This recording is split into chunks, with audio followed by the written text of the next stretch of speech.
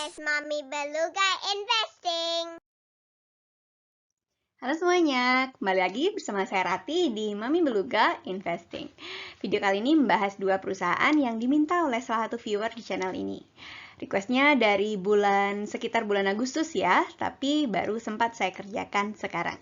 Saya baru sempat mengumpulkan dan mencerna data-data fundamentalnya. Buat yang request, makasih ya udah bersabar. Oke, kedua perusahaan tersebut adalah satu, Pura Delta Lestari Tbk dengan kode saham DMAS, dan yang kedua adalah PT Surya Toto Indonesia Terbuka atau TBK dengan kode saham TOTU atau TOTO.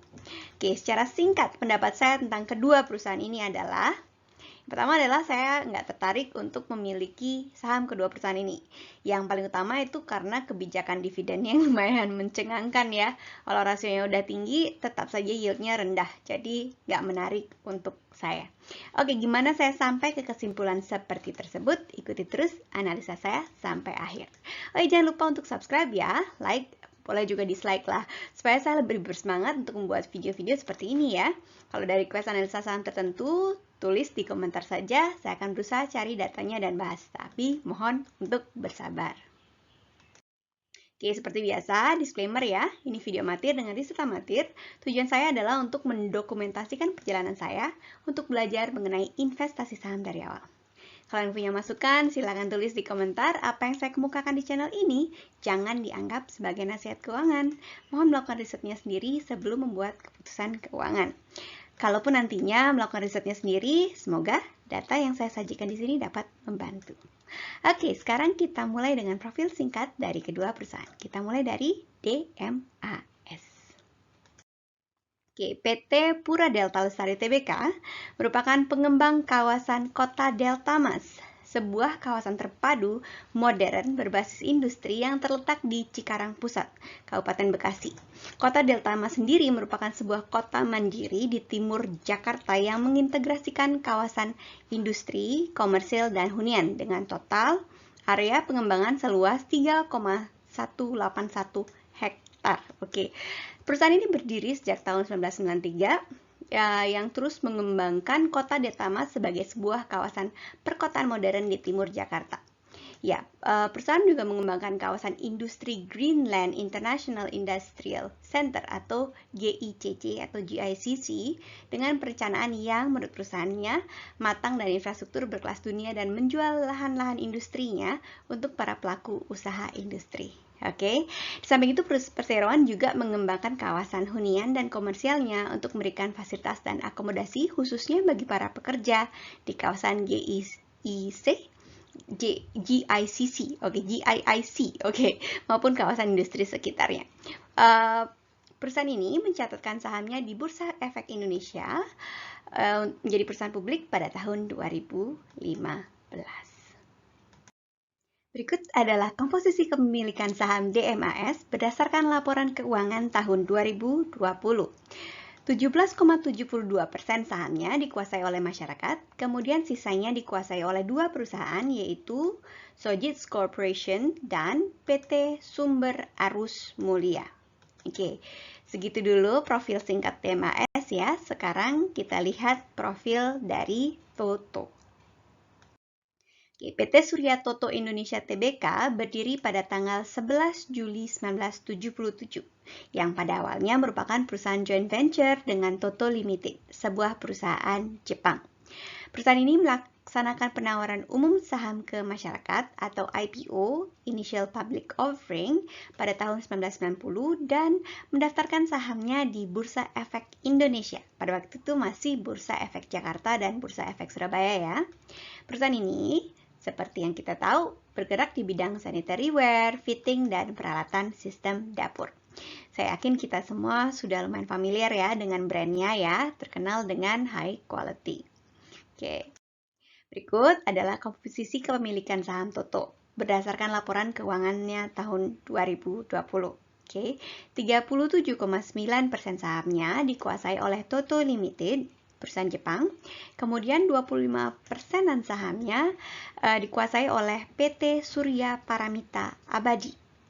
Sisanya 29% dikuasai oleh Multi Fortuna Asindo dan 7% sisanya dikuasai oleh masyarakat atau beredar di publik.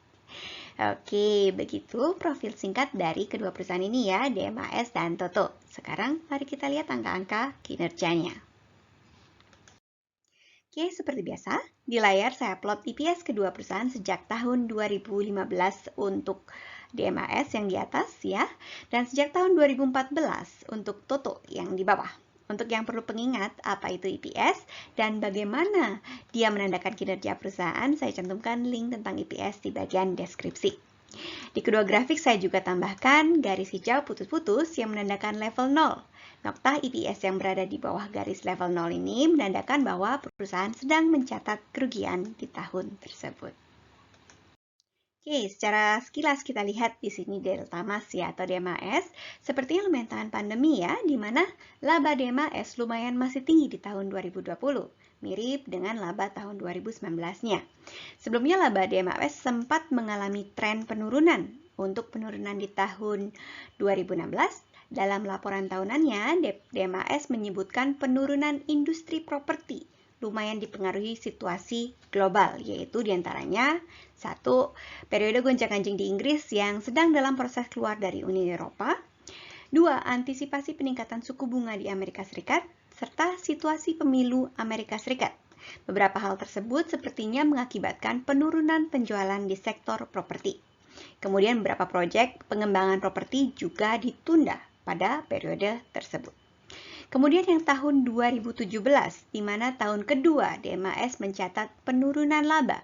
Perusahaan tidak menyebutkan hal-hal spesial yang menyebabkan penurunan labanya, tapi ada beberapa perubahan peraturan pemerintah di tahun tersebut. Seperti 1. Bank Indonesia 7-day repo rate. Yang kedua, penutupan tax amnesty. Yang ketiga, penyesuaian fasilitas likuiditas pembiayaan perumahan. Tapi saya juga nggak jelas ya apa perubahan peraturan tersebut berdampak positif atau negatif terhadap DMAS, kinerja DMAS. Berikutnya, laporan tahunan 2018 menyebutkan faktor ekonomi global, yaitu perang dagang antara China dan Amerika Serikat, dan situasi domestik, yaitu Pilkada Jawa Barat 2018, serta situasi menjelang pemilu 2019. Ketiga hal tersebut sepertinya mengakibatkan para penanam modal dan pengembang lahan industri untuk menunggu sampai situasi lebih stabil sebelum mencurahkan modalnya. Jadi begitu penjelasannya tentang penurunan laba dari tahun 2016 sampai dengan tahun 2018. Sedangkan Toto mencatat kerugian di tahun 2020. Kalau dilihat dari trennya, laba Toto memang sudah menurun ya semenjak tahun 2019. Ya, Toto dalam laporan tahunannya di tahun 2020 menyebutkan tahun tersebut adalah tahun yang berat. 3 faktor yang berdampak lumayan banyak pada Toto yaitu situasi pandemik yang mengakibatkan penutupan pabrik beberapa kali. Tahun 2020, Toto mengalami beberapa kali penutupan pabrik, terutama disebabkan oleh situasi pandemi COVID-19. Sepertinya tahun 2020 juga merupakan tahun yang menyedihkan untuk Toto, di mana perusahaan kehilangan 6 pegawainya karena terinfeksi COVID-19. Berikutnya, meningkatnya upah minimum regional untuk Banten juga berdampak negatif terhadap Toto, dan situasi pandemik juga sepertinya mengakibatkan penurunan penjualan Toto secara keseluruhan. Oke. Nah, untuk lebih detailnya kita lihat lagi ya. Sekarang kita lihat bagaimana EPS per kuartal dari kedua perusahaan ini ya. Nah, ini dia di layar kita sudah lihat EPS per kuartal dari kuartal pertama tahun 2019 sampai dengan dua kuartal di tahun ini, tahun 2021. Dari sini saya coba lihat seberapa besar dampak pandemi ke kedua perusahaan ini. Sama dengan grafik sebelumnya, DMAS di atas, ya, Toto di bawah. Ya.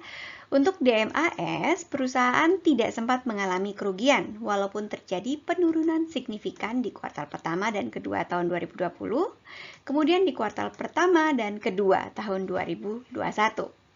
Berikutnya untuk Toto, ya, perusahaan sempat merugi lumayan dalam, sangat dalam bahkan ya, dalam kuartal kedua dan ketiga tahun lalu, tahun 2020. Oke. gitu laba per saham atau EPS kuartal perusahaan di tahun 2019 sampai dengan kuartal kedua tahun ini. Sekarang mari kita lihat sejarah dividen kedua perusahaan ini. Oke, jadi sedikit review ya. Dividen adalah bagian dari laba perusahaan yang dibagikan ke pemegang saham. Untuk yang perlu pengingat apa itu dividen, di bagian deskripsi saya cantumkan video yang membahas tentang dividen. Oke, kita lihat sekarang grafik ya. Untuk melihat bagian laba perusahaan yang dibagi menjadi dividen, di grafik di layar saya plot 3 lapis informasi. Yang pertama adalah dividen per tahunnya yang saya plot sebagai nokta-nokta tebal yang dihubungkan dengan garis tebal, seperti yang kita lihat di layar. Di tiap nokta juga saya lengkapi dengan 2 informasi dalam bentuk teks di atas dan di bawah. Teks bagian atas adalah jumlah dividen per saham dalam rupiah ya, dan teks yang di bawah adalah persentase dividen terhadap laba. Sebagai perbandingan, saya plot kembali EPS atau laba per saham tahunannya. Kita mulai dari DMAS dulu ya. Secara sekilas saya lihat pembagian dividennya atau rasionya sangat mencengangkan ya, karena jumlah dividennya hampir selalu jauh lebih tinggi daripada laba yang dihasilkan. Saya jadi sangat ragu apakah perusahaan ini sustainable kalau begini cara pembagian dividennya. Ya, sekarang kita lanjut ke Toto ya. Ya, 4 tahun terakhir hampir semua laba dibagikan menjadi dividen. Jadi saya khawatir juga 2 tahun terakhir bahkan dividennya lebih tinggi daripada labanya. Kalau buat saya, dividennya ini membuat saya was-was. Ya, jadi saya tidak tertarik, bahkan was-was melihat. Jadi tidak investasi dulu di perusahaannya karena situasinya begini ya. Nah, kita tahu perusahaannya sudah ngos-ngosan ya bayar dividen. Sekarang kita bandingkan dividennya dengan harga saham. Mari kita tengok sejarah dividen yield-nya. Oke, dividen yield adalah persentase dividen dibandingkan dengan harga saham. Yield ini bisa dipakai untuk patokan perbandingan, lebih menguntungkan mana taruh di saham kedua perusahaan ini atau tempat lain, misalnya deposito. Karena kalau deposito kan terjamin dan aman kalau deposito di bank pemerintah. Ya, jadi resikonya jauh lebih kecil daripada taruh di saham. Di plot ini tiap nokta menandakan yield rata-rata dalam setahunnya dan harga saham seperti yang kita tahu. Setahun itu naik turun ya dalam waktu setahun. Jadi tiap nokta itu saya buatkan juga garis vertikal. Kalau belinya pas harga rendah, yieldnya bisa lebih tinggi di ujung atas error bar-nya ya, dan sebaliknya kalau belinya pas tinggi, yieldnya jadi rendah. Oke, sekarang kita lihat ke layar ya, kita lihat ke grafiknya. Jadi kita tahu di grafik sebelumnya kita sudah lihat gimana ngos-ngosannya kedua perusahaan ini untuk membayar dividen ya, karena rasionya sangat tinggi rata-rata di kedua perusahaan. DMAS dividen yield-nya sempat tinggi sekali ya, tapi sayangnya tahun 2020, kita lihat ke yield-nya yang di layar sekarang ya. Sayangnya tahun 2020 dividen yield-nya hanya 3,04%. Oke, itu untuk DMAS yang di atas. Sedangkan Toto yang di bawah, dividen yield tertingginya ada di tahun 2018 dengan kisaran 9%. Tapi selain itu rata-rata di kisaran 3%-an ke bawah. Kalau melihat dividen yield-nya yang terbaru ya, agaknya tidak lebih menjanjikan daripada deposito di bank pemerintah yang sekarang ini ada di kisaran 3%. Samping itu perusahaan juga tidak terlihat bertumbuh, jadi lagi-lagi tidak sebegitu menjanjikan kalau menurut saya. Oke.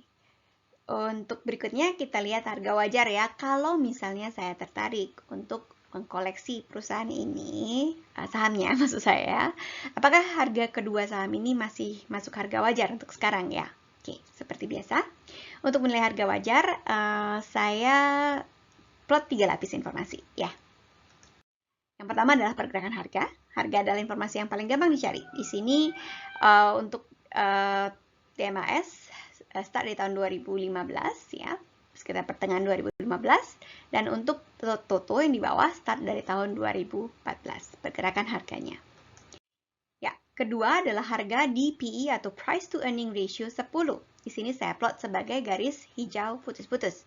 Price to earning ratio adalah perbandingan antara harga dengan laba perusahaan. Kasarnya, angka di price to earning ratio 10 itu adalah harga sahamnya 10 kali lipat dari labanya.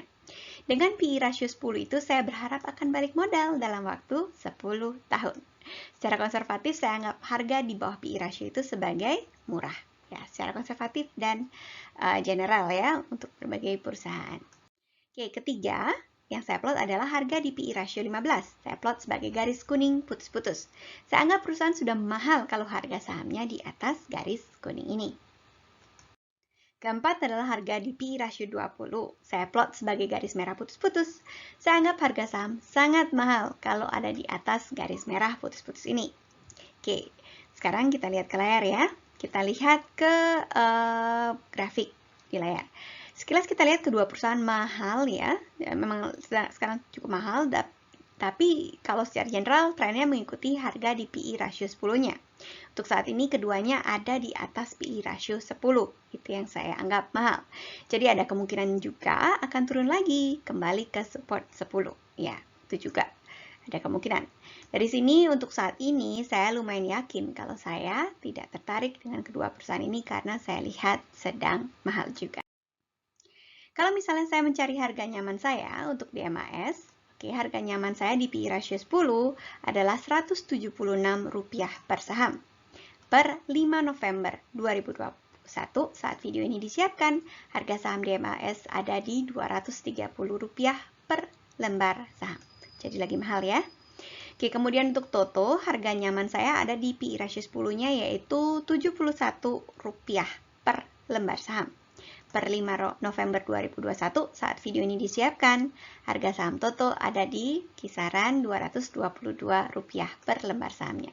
Jadi masih jauh dari support. Seperti yang saya sebutkan di beberapa slide sebelumnya ya, saya belum tertarik untuk memiliki kedua saham perusahaan ini. Oke, nah kesimpulan, mungkin udah jelas ya kalau melihat dari video-video dari slide-slide sebelumnya ya, pola saya juga bisa ditebak dari video-video sebelumnya.